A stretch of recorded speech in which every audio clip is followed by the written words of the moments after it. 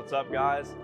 This is an interesting week because it's Valentine's Day, and today Maddie and I are actually celebrating our 1-year anniversary of dating. So happy anniversary, Maddie. And today we're going to talk about love, but it's not necessarily going to be relationship advice or anything like that. It's going to be about just how we love people in general. So many times we struggle with that, and to be honest, I don't want to talk about relationship advice and stuff like that because I haven't perfected it. I don't know if anyone has, but I still got a lot to learn. So I wanted to give you something that's different, something that's going to be helpful to you and to people in your life, and how you're able to love other people. You know, as it's Valentine's Day today, there's a lot of people going through a lot of different emotions. You know, if you're dating, you're married, it's really cool and you're super excited about it or whatever. But if you're not dating, sometimes that can tend to make us sad or make us feel like we're less than someone who is in a relationship or who is married. And at the end of the day, we're difficult people to love. People are difficult. If you're around people, you understand what that's like. It's hard to love people that are different than you. It's hard to love people that are annoying. It's hard to love me sometimes because I can be difficult and annoying. I don't know how Maddie's put up with me for the past year. But it's interesting for us to realize that loving people isn't easy. And that's why it's so hard. That's why it's so hard to love someone. I just think it's important for us to realize that we can't love someone well. We can't love someone in the way that we're supposed to until we understand how we were created and how loved we are.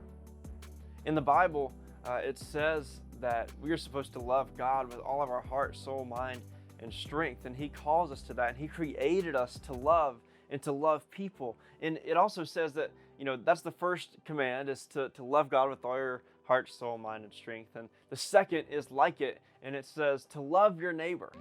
You know, you've heard this all the time. If you've ever been in church, you've probably heard the idea of loving your neighbor. But sometimes we stop there. And that's not where the verse stops. It says to love your neighbor as yourself. And so many times we struggle with that second part of the verse. We struggle with loving ourselves. And we can't truly love someone else until we love God and we love ourselves. And it's not a love that's like, oh, I'm the greatest at everything I do, although that's, you know, a good thing to know that you're good at the things that you like to do. But it's understanding the love that God has poured out for us in our lives. It's understanding the love that He has given us from the time we were created. From the time the world was ever formed, He loved us. And I just want to challenge you all with that, because we can't truly love someone else until we understand how well we are loved and how we love ourselves. We can't give somebody what we don't have. That's just not possible. And this is so difficult for me. It's so difficult to believe every single day that I'm loved. It's so difficult to believe that God loves me sometimes because I do a lot of stupid stuff. But you know what? God is in the business of loving, and He wants us to do the same thing. So I want us to understand, and if you are struggling with this or whatever, you know, reach out to me. I'd love to talk with you. But the way that I learned how God loved me is through reading His Word and understanding who He says I am. If you have recommendations, this just came to my head. If you want a recommendation, Colossians 2, 9 through 15, Colossians 2, 9 through 15, talks about the supremacy of God and who He is and how incredible He is.